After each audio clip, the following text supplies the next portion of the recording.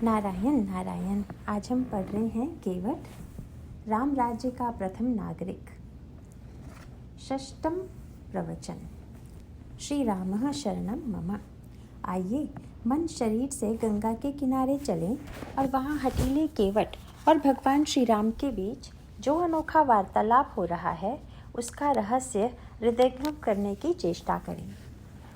भगवान श्री राघवेंद्र केवट की अटपटी रसमयी वाणी को सुनते ही उन्मुक्त आनंद से भर जाते हैं, बल्कि गोस्वामी जी के शब्दों में विहंसे करुणायन, तो हंसी का जो सबसे उन्मुक्त रूप है वह विहंसना है। भगवान श्री राघवेंद्र का यह उन्मुक्त हास्य तथा लक्ष्मण और जनकनंदन ने सीता की ओर उनका देखना, इस उद्देश्य के संदर्भ में ईश्वर के क्रियाकलाप का क्या अर्थ है?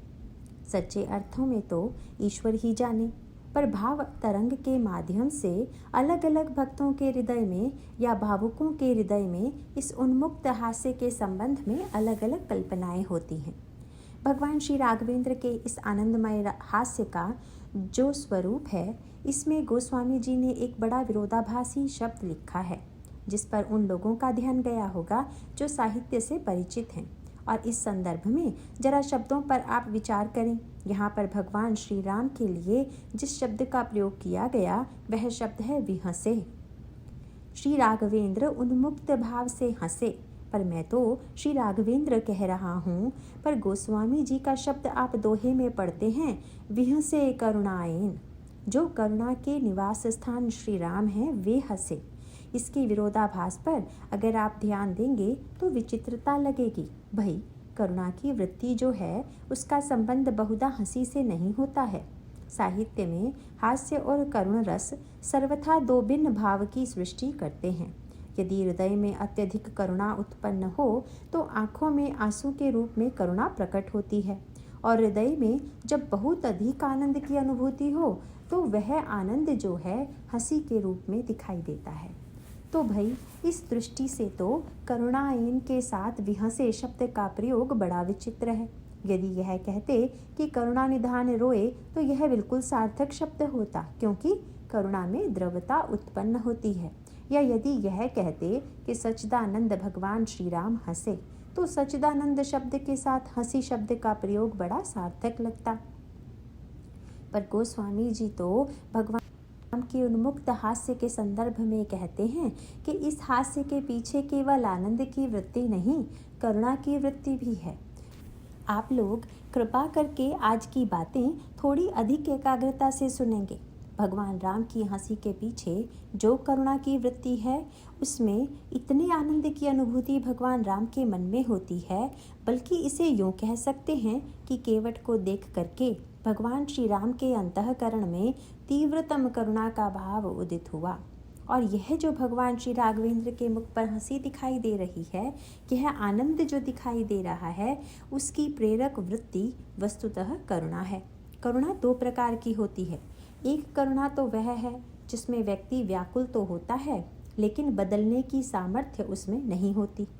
इसका अर्थ है कि हमारा और आपका हृदय भी कभी कभी करुणा के कारण कोमलता से भर जाता है, लेकिन करुणा से द्रवित होने के बाद भी हम इस घटना को मिटाने में समर्थ नहीं हैं। महर्षि वाल्मीकि के संदर्भ में आपने एक बात पढ़ी या सुनी होगी कि सृष्टि में सबसे पहली कविता महर्षि वाल्मीकि के मुख से प्रकट हुई, और कविता का जो जन्म हुआ वह करुणा के उदय होने से ही हुआ। महर्षि में करुणा की वृत्ति का उदय इस रूप में हुआ कि दो पक्षी युगल क्रौंच और क्रौंची विहार कर रहे थे। अचानक एक बधिक ने क्रौंच को बाण मारकर गिरा दिया और क्रौंची विलाप करने लगी। बस इस दृश्य को देख करके उनके अंतःकरण में जो करुणा फूट पड़ी, वही करुणा पहली कविता बनी। तुरंत महर्षि वाल्मीकि के मुख से एक वाक्य निकला, माम निषाद प्रतिष्ठाम त्वगमः शाश्वती समः। निषाद, तुम श्रेष्ठ लोगों के समाज में सम्मान नहीं प्राप्त करोगे, तुम निंदा की दृष्टि से देखे जाओगे।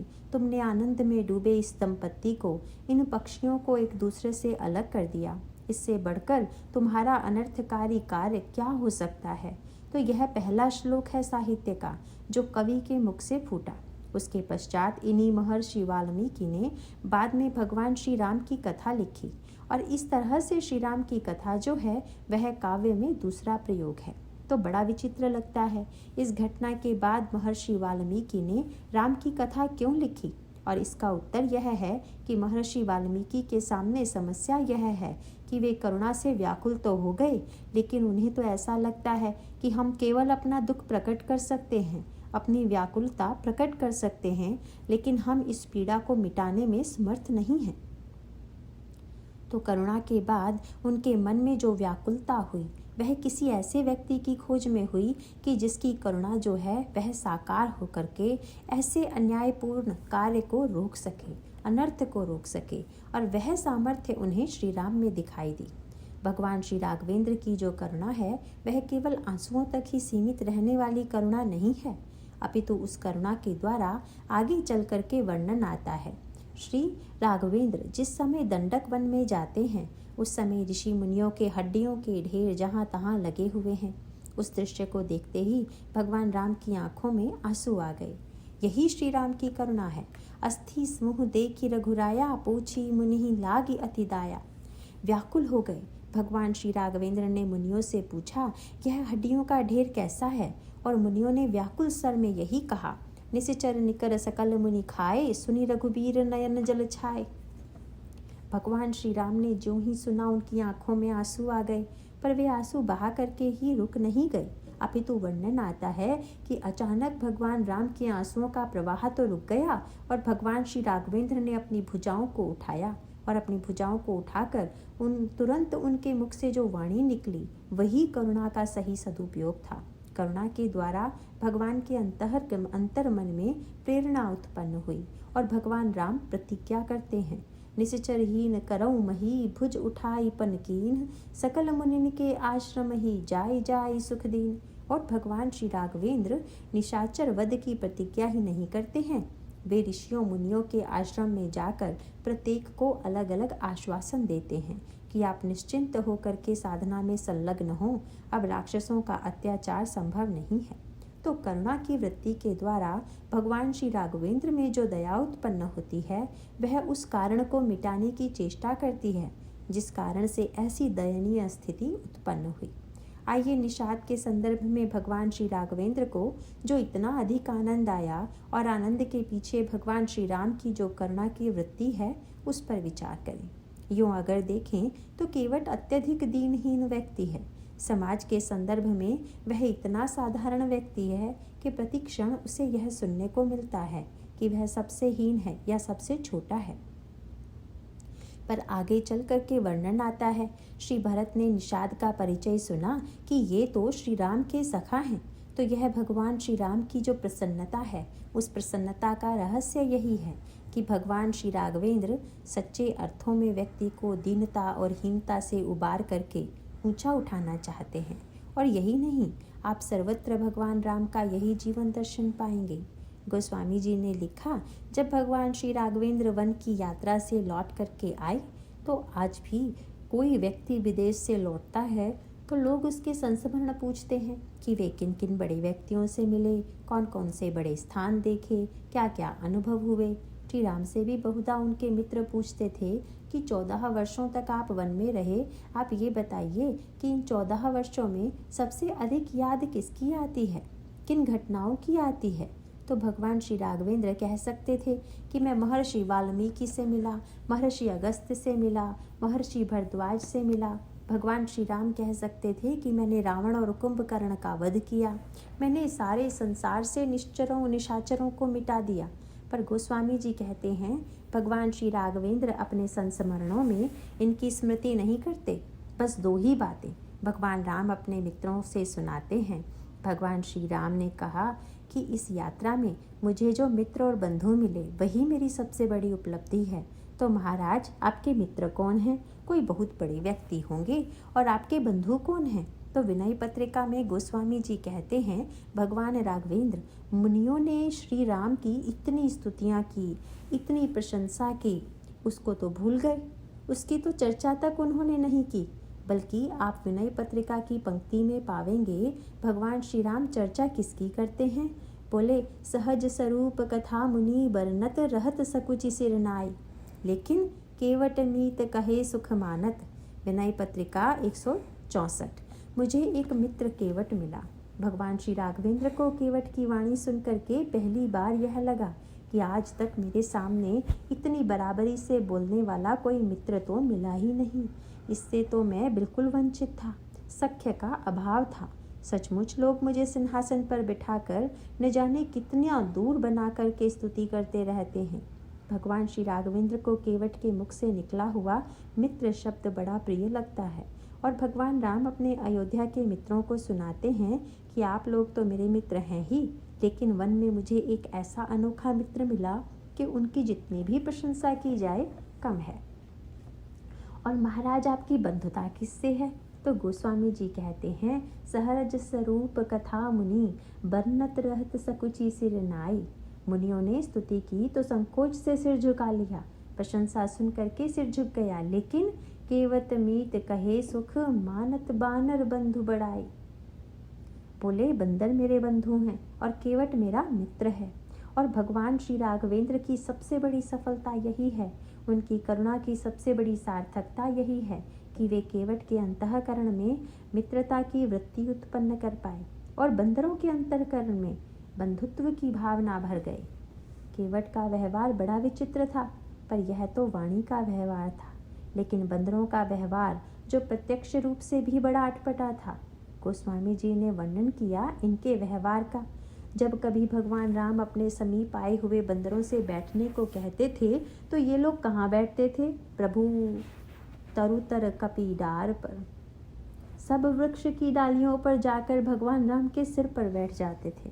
श्री लक्ष्मण जी को केवट के प्रसंग में भी लगता है ये तो उपयुक्त भाषा नहीं है, भला आपको ऐसी भाषा का प्रयोग करना चाहिए। और जब बंदरों ने भी इस प्रकार का व्यवहार किया तो उन्होंने कहा, महाराज कम से कम इनको बैठना तो सिखा देना चाहिए कि कहाँ बैठना चाहिए, कैसे बैठना चाहिए।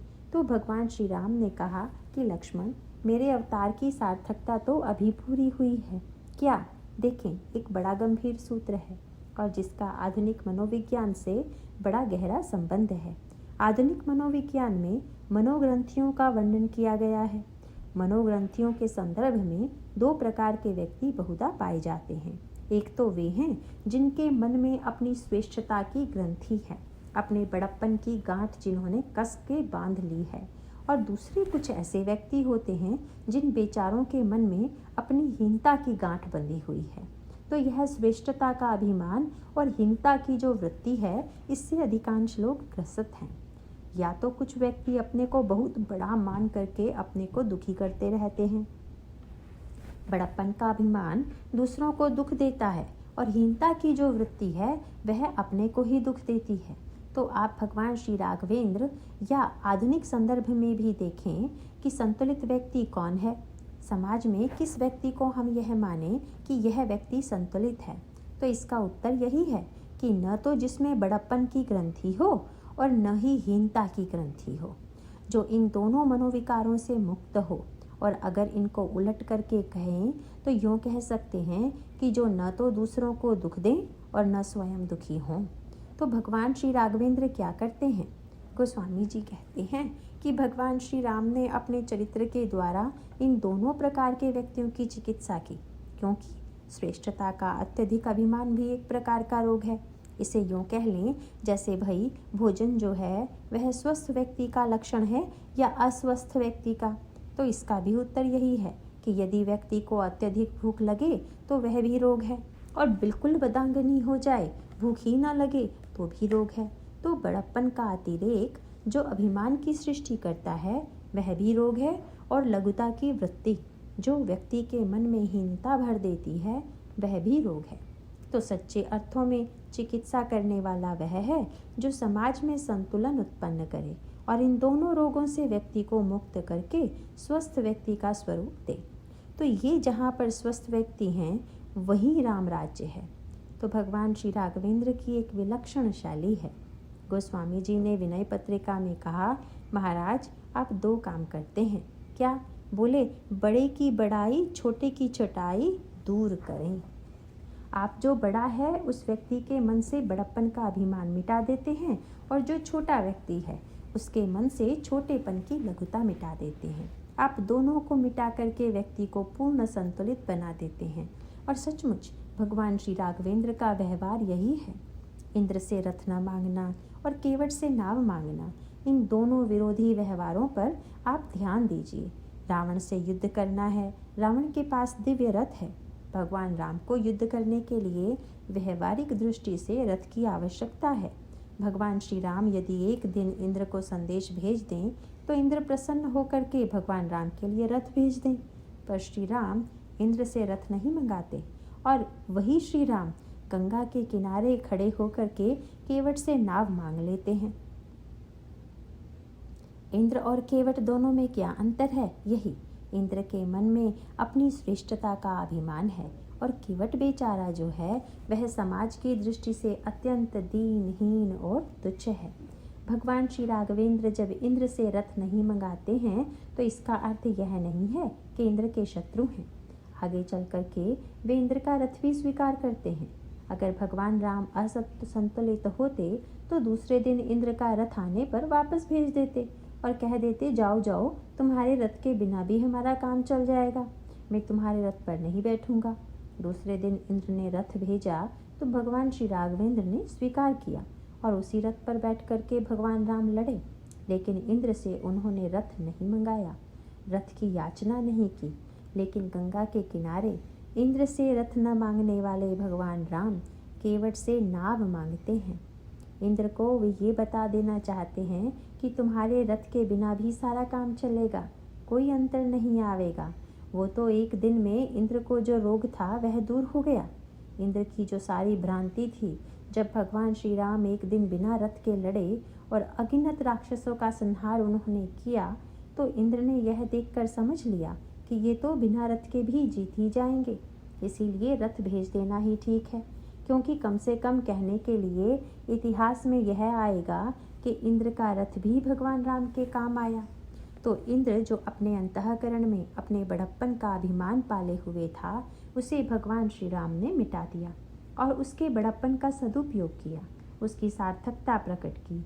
और इसका अभिप्राय है कि रथ तो सद्गुणों के प्रतीक हैं और सद्गुणों की अपेक्षा संसार के व्यक्तियों को तो है, परंतु ईश्वर को नहीं। और फिर भी यदि कोई अपने सद्गुणों को जो धन्य बनाना चाहता है तो वह अपने सद्गुणों को भगवान के प्रति अर्पित करे।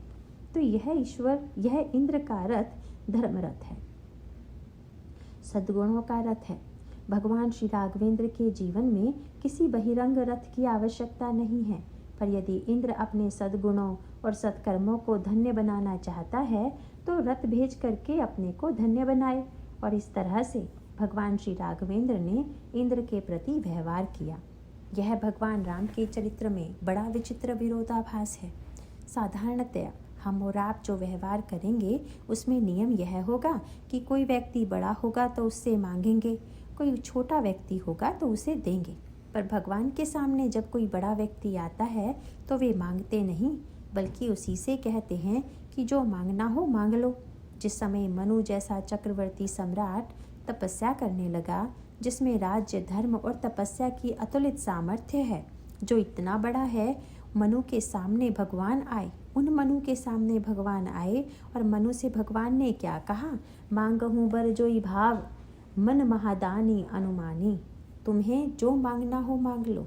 जब कोई बड़ा व्यक्ति आ जाए तो भगवान कहते हैं जो मांगना हो मांगो, और जब कोई छोटा व्यक्ति आ जाए तो भगवान कहते हैं मुझको यह चाहिए, मुझको यह दे दो। आप देखिए, मांगने के लिए उन्होंने किनको चुना? या तो केवट से कहा कि भाई बिना तुम्हारी नाव के काम नहीं चलेगा, या फिर शबरी से कहा तुम्हारे फल के बिना तो मेरा पेट कभी भरा ही नहीं। गोस्वामी जी यही कहते हैं कि भगवान राम को 14 वर्ष, अपने 14 वर्षों की वन यात्रा में 4 नाम ही विशेष रूप से याद रहे, केवट का या बंदरों का, तथा 2 नाम और याद रहे। मित्र पूछते थे कि आपको यात्रा में और भी व्यक्ति मिले होंगे, तो गोस्वामी जी लिखते हैं, मिली मुनि वृंद चलत दंडक वन सो चर्चहु न चलाई, और 12 बार गीत शबरी की बरनत प्रीति सुहाई। या तो गीत का नाम या शबरी का नाम, तो केवट से और शबरी से मांगना और मनु को देना, इसका अर्थ क्या है? मनु से जब कहते हैं कि मांगो, तो मानो मनु को बता देना चाहते हैं कि यह न समझना कि तुम मुझे कुछ दे सकते हो, तुम मुझसे जो चाहो पा सकते हो। बड़प्पन का अगर कोई सात्विक अभिमान भी है मनु के मन में, तो उसे मिटा देते हैं। और जब केवट से मांगते हैं तो मानो केवट को बताते हैं कि तुम छोटे नहीं हो, समाज ने चाहे तुम्हें जितना तुच्छ समझ लिया हो, पर वास्तव में तो तुम्हारा बहुत अधिक महत्व है। तुम्हारे बिना तो मेरा काम ही नहीं चलेगा, तुम्हारे बिना तो मेरी आवश्यकता ही पूरी नहीं होगी। किसी ने पूछ दिया भगवान से कि आप ऐसे व्यक्तियों से इतना स्नेह क्यों करते हैं? तो भगवान ने कहा, इसमें ही मेरा ही स्वार्थ है। आपका क्या स्वार्थ है? बोले, सारा मेरा यश जो है वह तो इन्हीं लोगों की कृपा से है, बड़े लोगों से नहीं, क्योंकि जब मैं दीन पर कृपा करूँगा तो कृपा कृपा दिखाई देगी। बड़े पर कृपा करूँ तो वह कृपा नहीं प्रतीत होगी, वह तो उनके द्वारा किए गए कर्मों का परिणाम दिखाई देगा। तो इस प्रकार भगवान राम केवट के मन में जो दीनता थी, केवट को समाज ने जो अत्यंत दीनहीन बना दिया था, अत्यंत तुच्छ बना दिया था, उस भावना को मिटा देते हैं। व्यक्ति में हीनता की वृत्ति का एक और मनोवैज्ञानिक परिणाम यह होता है कि जब हीनता की ग्रंथि किसी में आती है तो लोग उसको तुच्छ कह करके, दीन कह करके, बुरा कह करके और भी छोटा बनाने की चेष्टा करते हैं। परिणाम यह होता है कि उस बेचारे के मन में जितना ही छोटा कहा जाए, लघुता की भावना उतनी ही बढ़ती जाती है। पर भगवान राम उस हीनता की भावना को ही मिटा देते हैं। यही श्री राम की करुणा है। उनको लगता है कि केवट से बढ़कर के समाज में दयनीय स्थिति किसी की नहीं है, इसीलिए उसकी हीनता की वृत्ति को मिटाकर भगवान राम इतने अधिक आनंद का अनुभव करते हैं जैसे किसी चिकित्सक के द्वारा रोगी के स्वस्थ हो जाने पर आनंद की अनुभूति होती है। भगवान राम केवट को यह बताना चाहते थे कि तुमने अपने को तुच्छ समझ लिया, समाज ने तुमको तुच्छ समझ लिया होगा, पर नहीं नहीं, मैं बताता हूँ कि तुम्हारे पास तो इतनी बड़ी वस्तु है कि जिसको मांगने के लिए आज मैं खड़ा हुआ हूँ। और उसकी चरम परिणति तब हुई जब गुरु वशिष्ठ से निषाद को आते देख करके श्री भरत ने पूछ दिया, ये कौन है? तो गुरु जी के मुख से शब्द निकला, इनका नाम गुहु है, ये जाति के निषाद हैं। पर अगले वाक्य में गुरु जी को स्वीकार करना पड़ा। बोले, भाई इन दोनों के साथ यह भी मैं बता दूं कि ये तुम्हारे राम के मित्र हैं। तो श्री भरत जाति तो भूल गए, नाम भी भूल गए, और क्या किया? राम सखा सुनी स्वंदुनु त्यागा, चले उतरी उमगत अनुरागा। रथ का परित्याग करके निषाद राज से मिलने के लिए दौड़ पड़े। निषाद राज को कस करके हृदय से लगा लिया, और हृदय से लगा लेने के पश्चात फिर पूछा, कहिए आप कुशल से तो हैं? निषाद को हंसी आ गई। बोले, महाराज अब भी कुशल पूछना बाकी है। अरे जिसको देख करके अयोध्या का सम्राट रथ छोड़ दे, वह कितना बड़ा होगा। आज आपने सचमुच मुझे जो बड़प्पन प्रभु ने दिया था उसको प्रमाणित कर दिया। निषाद ने पुराने दिनों को याद किया। बोला, महाराज मैं सदा से ऐसा थोड़ी था, मेरी स्थिति समाज में एक दिन ऐसी थी कि मुझे 4 ही रूपों में समाज देखता था। किन रूपों में? बोले, कपटी, कायर, कुमति, कुजाति, लोक वेद बाहिर सब भांति, लेकिन राम कीन आपन जब हीते, भयों भुवन भूषण तब हीते।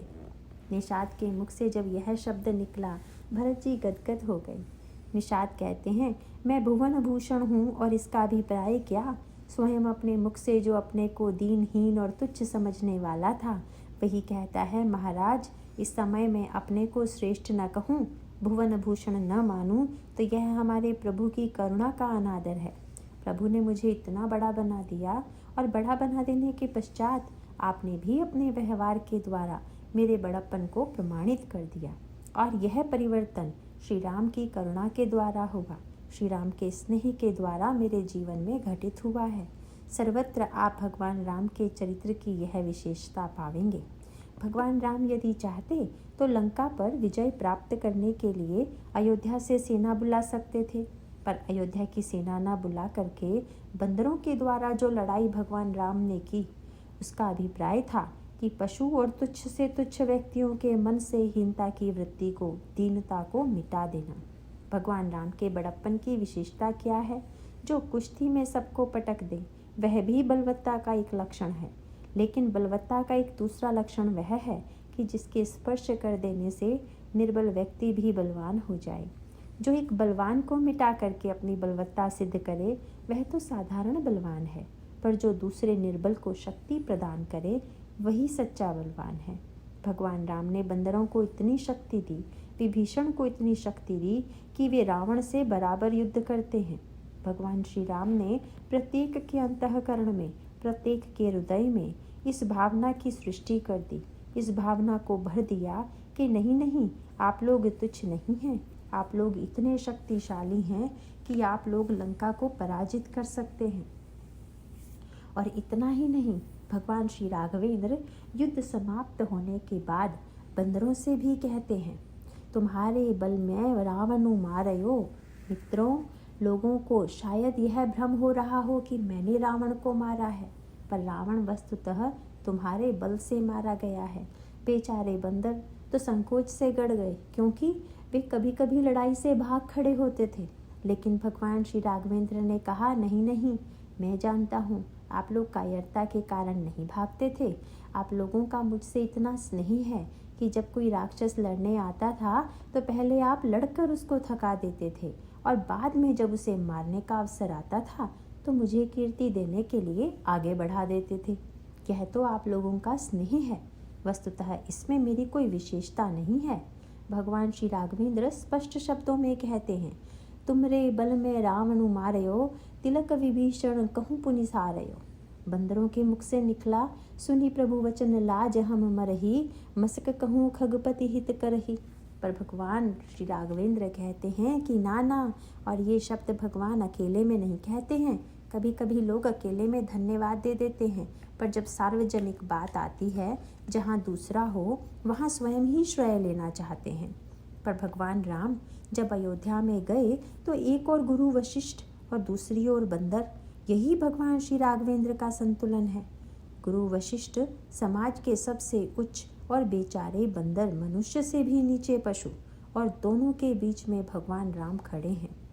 भगवान राम दोनों को महत्व देते हैं। गुरु वशिष्ठ के चरणों में गिर पड़े, साष्टांग प्रणाम किया और बंदरों से कह दिया, गुरु वशिष्ठ कुल पूज्य हमारे, इनकी कृपा दनुचरण मारे। पर गुरु जी ने आश्चर्य से बंदरों की ओर देखा, ये कौन है? बोले, ये सब सखा सुनहु मुनि मेरे, भय समर सागर कहाँ बेरे, मम हित लागी जन्म इन हारे, भरतहु ते मोहि अधिक पियारे। महाराज, ये बंदर जो हैं मेरे मित्र हैं, मेरे लिए इन्होंने अपनी जान की परवाह नहीं की और मुझे लंका का युद्ध जिताया। तो एक और भगवान राम ने कहा, गुरुजी आपकी कृपा से राक्षस मारे गए। फिर कह दिया बंदरों के द्वारा मारे गए। तो सुनने वाले ने भगवान राम से पूछ दिया कि कभी तो आप कहते हैं कि बंदरों के बल से राक्षस मारे गए, और कहीं आप कहते हैं कि गुरुजी की कृपा से आप जीते, गुरुजी की कृपा से मारे गए। तो इन दोनों में सत्य क्या है? गुरु की कृपा से आप जीते या बंदरों की सहायता से आप जीते? तो भगवान राम ने तुरंत बड़ा सुंदर शब्द चुना। उन्होंने कहा, भाई, अगर किसी समुद्र को पार करना हो तो दो वस्तुएं चाहिए। क्या? एक तो जहाज चाहिए और दूसरा जहाज को चलाने वाला मल्लाह भी चाहिए। तो भगवान श्री राघवेंद्र ने कहा, ये सब सखा सुनहु मुनि मेरे, भय समर सागर कहाँ बेरे। ये तो बन गए युद्ध क्षेत्र में जहाज और गुरुजी बन गए मल्लाह, कर्णधार सदगुरु दृढ़ नावा, और दोनों ने पार उतार दिया। इस प्रकार भगवान राम ने दोनों को ही श्रेय दिया। तो जो गुरु वशिष्ठ और बंदरों में बंटवारा कर दे श्रेय का, और दोनों को समान रूप से सम्मान देकर यह कह दे कि मेरा कुछ नहीं है, आप लोगों की ही कृपा है, तो इसका अभिप्राय है कि सच्चे अर्थों में भगवान राम प्रत्येक के अंतःकरण में दीनता की, हीनता की भावना मिटा देते हैं। भगवान राम प्रत्येक व्यक्ति को महत्व देते हैं। केवट ने आगे चल करके उनसे कहा, प्रभु मिटे दोष दुख दारिद्र दावा। मेरा दोष मिट गया, दुख मिट गया, दरिद्रता मिट गई। तो दोष कैसे मिट गया? केवट ने कहा, मुझे तो लोग अपवित्र समझ करके डर के मारे छूते नहीं थे, लेकिन आपने तो मुझे एक नया स्वरूप दे दिया। गोस्वामी जी ने इसको भी बड़े मधुर भाव के रूप में प्रस्तुत किया। भगवान राम उतावले हो रहे हैं। बेगी आनु जल पाए पखारूं, होत विलंब उतारहूं पारू। जल्दी से जल ले आओ और मुझे पार उतार दो। पर केवट कहता है, न महाराज, इतनी जल्दी मत कीजिए। क्यों? बोला, आप तो मर्यादा पुरुषोत्तम हैं। और यह बताइए कि जब बहुत से यात्री हों तो जो पहले आया हो उसे पहले पार कराना चाहिए, ये जो बाद में आया हो उसे पार कराना चाहिए। भगवान ने कहा, भाई, पहले वाले को पहले पार कराना चाहिए, बाद वाले को बाद में। तो बोला, प्रभु, आप भी देर से आए, अब मैं पहले वालों को पार उतारूंगा, फिर आपको पार उतारूंगा। चारों ओर लोगों ने आश्चर्य से देखा कि उतरने वाला तो कोई नहीं है, पर उसने नियम का पालन किया। कठोते में जल ले जाकर के भगवान राम का चरण धोया, चरण धो करके पिया। गोस्वामी जी तुरंत मीठी भाषा में लिखते हैं, पद पखारी जलुपान करी, आप सहित परिवार, और पितर पारु करी पुनः प्रभु ही पुनः। पहले पितरों को पार किया। बोला, महाराज, ये बहुत दिनों से खड़े हुए थे। शास्त्रों ने यह कहा कि गंगा में स्नान करने से पाप नष्ट हो जाते हैं। महाराज, हमारे पुरखे तो गंगा में ही मछली मार के पाप करते रहे, इसीलिए गंगा भी इनको तार नहीं पाई। ये बेचारे तो खड़े ही हैं, इसीलिए मैं पहले इनको पार उतारे देता हूँ, इसके पश्चात आपको पार करूँगा। और केवट ने कहा, महाराज, अब भी क्या मेरे जीवन में कोई दोष रह गया?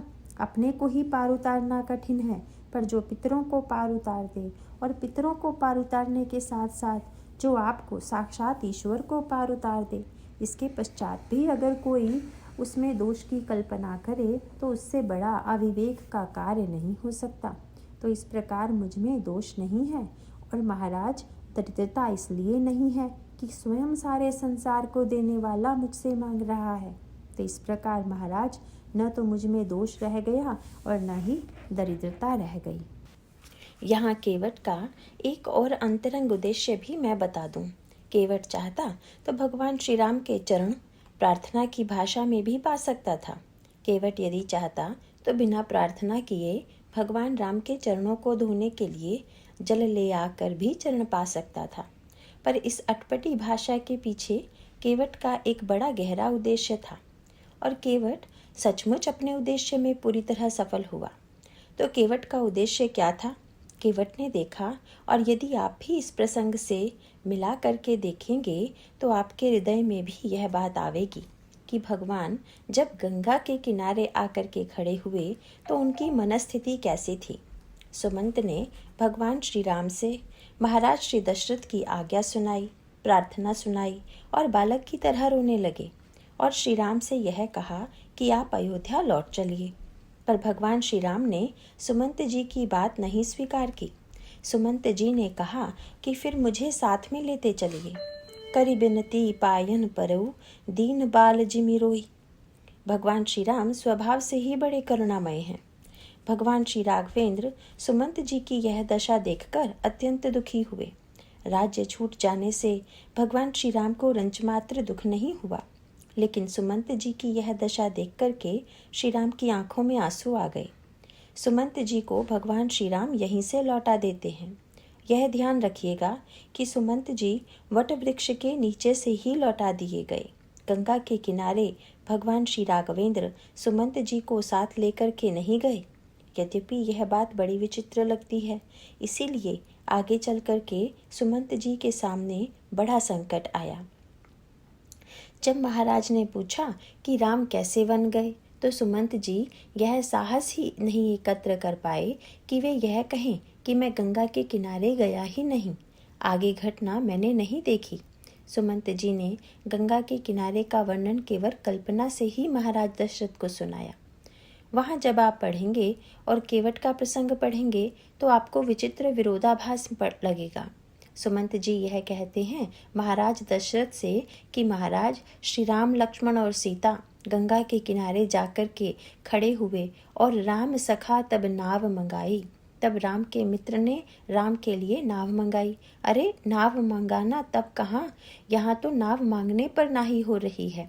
सुमंत जी कहे जा रहे हैं नाव मंगाया। सुमंत जी के मन में यह कल्पना हुई कि इसको छोड़ करके तो कोई और बात हो ही नहीं सकती, क्योंकि जब प्रभु के गंगा के किनारे खड़े हुए होंगे तो गंगा के किनारे खड़े होने पर केवट तुरंत नाव ले आया होगा और कहा होगा बैठिए, तो एक काल्पनिक वर्णन सुना रहे हैं और इसके साथ कहने लगे, राम सखा तब नाव मंगाई, प्रिया चढ़ाई चढ़े रघुराई। एक काल्पनिक वर्णन बोले। भगवान श्री राम ने पहले जनक नंदिनी सीता को नाव पर चढ़ाया, बाद में लक्ष्मण को चढ़ाया और सबको चढ़ाकर भगवान राम स्वयं नाव पर चढ़ गए। इसके बाद तेहि अवसर रघुबर रुख पाई, केवट पारहि नाव चलाई। भगवान राम का रुख पा करके केवट नाव लेकर के गया। कितना आश्चर्य होता है कि यह सब जितना वर्णन है सत्य से बिल्कुल दूर है। बस सुमंत जी का संकट यही था, वे यह कहने का साहस भी नहीं एकत्र कर पा रहे हैं कि मैं गंगा के किनारे तक नहीं गया, और भगवान राम ने उनसे ऐसा वाक्य कह दिया कि गंगा के किनारे तक जाने का साहस भी एकत्र नहीं कर पाए। भगवान श्री राघवेंद्र सुमंत को गंगा के किनारे जाने क्यों नहीं देना चाहते, इसके पीछे भगवान श्री राम का तात्पर्य क्या था? भगवान श्री राघवेंद्र भविष्य से परिचित हैं। भगवान श्री राम केवट से जिस तरह के वार्तालाप की आशा कर रहे हैं, उनको लगा कि अयोध्या के प्रधानमंत्री खड़े रहेंगे तो शायद बेचारे का साहस ही छूट जाए। इससे इनको तो किसी तरह यहीं से रवाना करो, इनको तो किसी तरह भी ले जाने की आवश्यकता नहीं है। अयोध्या राज्य के प्रधानमंत्री को बस सीमा पर से ही लौटा देना ठीक है। और तर्क इतना बढ़िया किया कि सुमंत जी को मानना पड़ा। भगवान राम ने कहा, आप मेरे साथ गंगा के किनारे चलें तो यह ठीक नहीं, यहीं से लौट जाइए। आश्चर्य से सुमंत जी ने देखा, क्यों? तो उन्होंने कहा, पिताजी ने आपको किस लिए भेजा था? बोले, आपको लौटा लाने के लिए। तो आप गंगा के किनारे जाएंगे तो फिर सिद्ध हो जाएगा कि आप लाने के लिए नहीं बल्कि विदा करने के लिए आए थे, और यहीं से लौट जाएंगे तो कह देंगे कि मुझे उन्होंने विदा किया है, मैंने विदा नहीं किया है। इसीलिए अच्छा यही रहेगा कि आप न जाएं।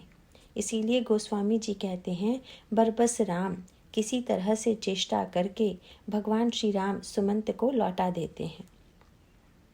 और जब भगवान श्री राम चलने लगे तो घोड़ों की जो दशा हुई।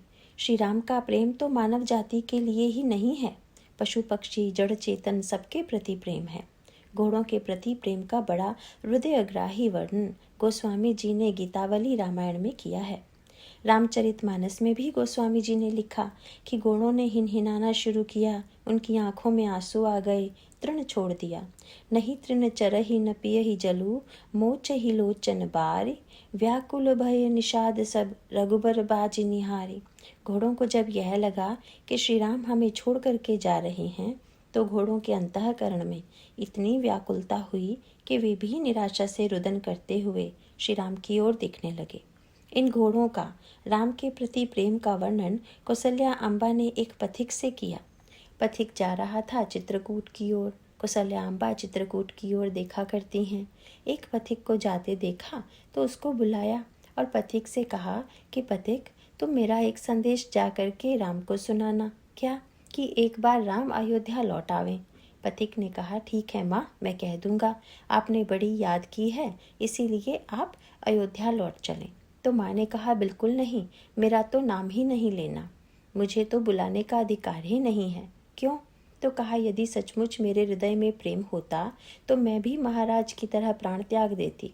मेरा हृदय तो इतना कठोर है कि मैं जीवित हूँ, तो मेरे लिए उनसे लौटने का अनुरोध मत करना। तब किसके लिए श्री राम लौटे? तो कौसल्या अम्बा पथिक से कहती हैं कि जाकर के कह देना, राघव एक बार फिरी आवो, ए बर बाज बिलो कि आपने बहुरो बन ही सिधावो। अपने घोड़ों के लिए चले आओ, अपने घोड़ों को एक बार देख लेना और देखने के बाद भी अगर लौटने का साहस हो तो लौट जाना। पर मुझे विश्वास है कि तुम अगर एक बार इन घोड़ों की दशा देख लोगे तो शायद फिर नहीं लौट पाओगे। फिर याद दिलाती हैं, राम क्या तुम भूल गए इन घोड़ों को? जे पय प्याई, जिन घोड़ों को तुमने अपने हाथों से दूध पिलाया, जिनके शरीर पर तुमने प्रेम से हाथ फेरा। जे पय प्याई पोखी कर पंकज, बार बार चुचुकारे, क्यों जी वही मेरे राम लाडिले, ते अब निपट बिसारे। जिन घोड़ों से तुमने इतना प्रेम किया, इतना अपनत्व किया, नित्य अपने स्नेह से लालित किया, उन्हें तुम आज भूल गए। बताओ ये घोड़े कैसे जीवित रहें। पथिक, मैं जानती हूँ कि मेरी बात को सुनकर के उनको थोड़ा सा विश्वास होगा और वे कहेंगे, नहीं नहीं, मैं नहीं मानता, भरत तो मेरी वस्तुओं से बड़ा प्रेम करता है। ऐसा हो ही नहीं सकता कि जिन घोड़ों से मैं इतना प्यार करता था, भरत उनसे प्यार करता ही न हो। भरत जरूर प्यार करते होंगे घोड़ों को। तो कौसल्याम्बा ने कहा, पथिक, उनसे कह देना कि श्री राम ने जो समझा है वह बिल्कुल ठीक है। राम के द्वारा घोड़ों की जितनी सेवा होती थी, भरत जी के द्वारा उससे 100 गुनी सेवा होती है। भरत 100 गुनी सार करत है, अति प्रिय जान तिहारे। तदपि दिन ही दिन होत झांवरे, मन हूँ कमल हिम मारे। पर दिन दिन वे और भी दुबले होते जा रहे हैं। क्यों? क्योंकि भरत को देख करके तो तुम्हारी याद भी 100 गुना बढ़ जाती है। जिस समय श्री भरत को देखते हैं तो श्री भरत का रंग, श्री भरत का शील देख करके तुम्हारी इतनी स्मृति आती है कि बेचारों की वियोग व्यथा घटती नहीं है बल्कि बढ़ जाती है। सुनहु पथिक जो राम मिलहि बन, कहियो मात संदेशो। तुलसी मोहि और सब हिनते, इनको बड़ो अंदेशो। करुणा का एक ऐसा वातावरण जहाँ घोड़ों से और सुमंत जी से अलग होकर भगवान आकर के गंगा के किनारे खड़े हो गए। केवट सच्चे अर्थों में ऐसा सुंदर मित्र निकला और उसने इतना समयानुकूल कार्य किया कि बाद में श्री सीता जी और लक्ष्मण जी दोनों ने अनुभव किया कि केवट को हम लोग देर से समझ पाए। पर केवट ने ये बातें कही तो दोनों नहीं हंसे। पर आगे चल करके वर्णन आता है कि जब भगवान राम ने उतराई की चिंता की तो श्री सीता जी ने मुंदरी उतार करके दे दी। और बाद में जब केवट ने मुंदरी भी लेना अस्वीकार कर दिया तो तीनों ने उससे मुंदरी ले लेने का आग्रह किया। रामायण में ऐसे तो पात्र आपको मिलेंगे जिन्होंने भगवान से मांगा और भगवान ने उन्हें दिया, पर भगवान ने किसी को इतना मनाया हो लेने के लिए और जिसने भगवान के इतना मनाने पर भी न लिया हो, ऐसा पात्र तो केवट ही निकला। एक बात और, रामायण में भगवान ने भले ही किसी और को मनाया भी हो, पर लक्ष्मण जी और सीता जी तो मनाने वाले नहीं हैं। पर तीनों ने अगर मिलकर किसी को मनाया तो वह निषाद ही था। आगे चल कर के वर्णन आता है, बहुत कीन प्रभु लखन सिय, नहीं कछु केवटुली। लक्ष्मण जी भी कहते हैं, अच्छा भाई वैराग्य ले लो, ज्ञान ले लो, जो चाहे ले लो। श्री सीता जी भी कहती हैं भक्ति ले लो, पर केवट सब नहीं कर देता है। तो ये सब मना रहे हैं अपनी ओर से। इसका अभिप्राय क्या है? केवट ने कितना महान कार्य किया। भगवान श्री राम खड़े हैं गंगा के किनारे। भगवान श्री राम की आंखों में आंसू, व्याकुल हृदय। केवट को यह लगा कि प्रभु को पार उतार दूंगा तो पार उतारने से दुख का वातावरण तो ज्यों का त्यों रहेगा। पर अगर इस करुणा के वातावरण को बदलकर यदि किसी प्रकार से प्रभु को हंसा दूं, यह दुख का वातावरण किसी तरह से दूर हो जाए तो कितना अच्छा हो। इतना गहरा भाव लेकर के सचमुच उसने भगवान के सामने ऐसी अटपटी भाषा में ऐसा विचित्र वाक्य कहा कि भगवान खूब हंसे। और हंसे ही नहीं, श्री सीता जी और लक्ष्मण जी की ओर हंस करके देखा। इसीलिए केवट ने आगे चल कर के कहा, महाराज मेरा दोष भी मिट गया, मेरा दुख भी मिट गया, मेरी दरिद्रता भी मिट गई। क्यों? बोला, सारे संसार को आनंद देने वाले आप, पर जब आपको मैंने आनंद दे करके हंसा दिया तो फिर मुझसे बढ़कर के श्रेष्ठ कौन रह गया।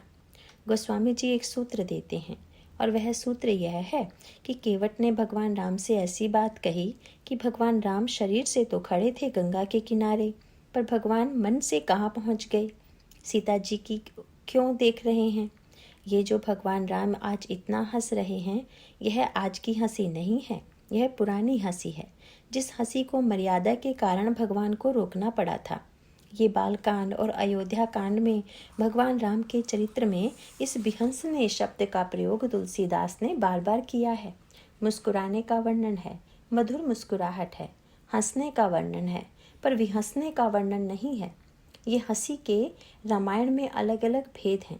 पहली बार भगवान श्री राघवेंद्र खुल के हंसे गंगा के किनारे। यह केवट को सौभाग्य मिला। इतना उन्मुक्त हास्य भगवान राम न तो अयोध्या में हंस पाए और न ही मिथिला में। बड़े मर्यादावादी हैं। कभी कभी तो मन में मुस्कुराते हैं। अगर सामने वाले को हंसी से क्रोध आ जाए तो हंसना नहीं चाहिए, तो भगवान राम मन ही मन मुस्कुरा लेते हैं। भृगुपति बकहि कुठार उठाए, मन मुस्का ही राम सिर नाए। मन ही मन मुस्कुरा रहे हैं। कभी मधुर मुस्कुराहट, जो बड़े हैं उनके सामने मधुर मुस्कुराते हैं। देखी राम जननी अकुलानी, प्रभु हंसी दीन मधुर मुस्कानी। छोटों के सामने भगवान हंसते हैं। हंसे राम श्री अनुज समेता, परम कौतुकी कृपा निकेता। बंदरों के सामने हंसते हैं, और जब कोई बराबरी का मित्र मिल जाए तो खुलकर हंसते हैं। और ये भी हंसने के लिए, इसीलिए भगवान राम ने श्री सीता जी की ओर देखा, श्री लक्ष्मण जी की ओर देखा और यह कहा कि भाई, तुम लोग आनंद में भाग नहीं ले रहे हो। मुझे तो लगता है कि यह जैसा बढ़िया पात्र तुम लोगों का अनुयायी मिला, वैसा कोई नहीं मिला। लक्ष्मण जी ने प्रभु की ओर देखकर कहा कि यह केवट कल तक तो ऐसी भाषा नहीं बोलता था, पर आज क्यों ऐसी भाषा बोल रहा है। बोले, यह तुम्हारी रात की कथा का प्रताप है क्या। लक्ष्मण जी ने जो भाषण दिया था निषाद के सामने, उसका समापन यही किया गया। सखा परम परमारथ एहु, मन क्रम वचन राम पद नेहु। मन, क्रम और वचन से श्री राम के चरणों में प्रेम करना, यही सबसे बड़ा परमार्थ है। बोले, तुम्हारा शिष्य तो इतना बढ़िया निकला कि रात्रि को तुमने भाषण दिया और प्रातः काल वह क्रियान्वित भी करने लगा। तुम्हें तो प्रसन्न होना चाहिए कि भाषण सुन करके ही नहीं रह गया, जीवन में भी उतारा। और श्री सीता जी की ओर देखकर हंसने का अभिप्राय क्या। भगवान शरीर से तो खड़े थे गंगा के किनारे, पर मन से पहुंच गए जनकपुर में। भगवान राम को पुरानी बातें याद आने लगी। केवट ने ऐसी बात कह दी कि पुरानी बातें भी याद आई, और जो पुरानी रोकी हुई हंसी थी वह हंसी भी यहाँ निकल पड़ी। जब धनुष टूट गया, सखियाँ सीता जी को लेकर के आई और उन्होंने कहा जयमाल पहनाओ, तो जयमाल भी श्री सीता जी ने विलंब से पहनाया। पर उससे भी बड़ा आश्चर्य तब हुआ जब सखियों ने कहा कि श्री राम के चरणों को पकड़ो। सखी कही प्रभु पद गहु सीता, तो करती न चरण परस अति भीता। डर के मारे सीता जी प्रणाम ही नहीं कर रही हैं। भगवान राम यहाँ पर हंस करके इसीलिए देख रहे हैं सीता जी को, मानो वे याद दिला रहे हैं कि जनकपुर में मैं प्रणाम कराने के लिए खड़ा था तो आपने प्रणाम भी नहीं किया था। गौतम तिय गति सुरति करी, नहीं परसति पग पानी। तब मन तो भगवान का हुआ था कि खूब हंसे, पर इतने मर्यादावादी हैं कि सोचा जहाँ गुरुजन हैं, श्रेष्ठ जन हैं, वहाँ इस तरह से हंसना ठीक नहीं होगा। तो भगवान राम को क्या करना पड़ा। गोस्वामी जी ने शब्द लिखा, गौतम तिय गति सुरति करी, नहीं परसति पग पानी। मन भी हंसे तो बहुत, पर मन ही मन, बाहर नहीं। उस समय हंसी को रोक लिया।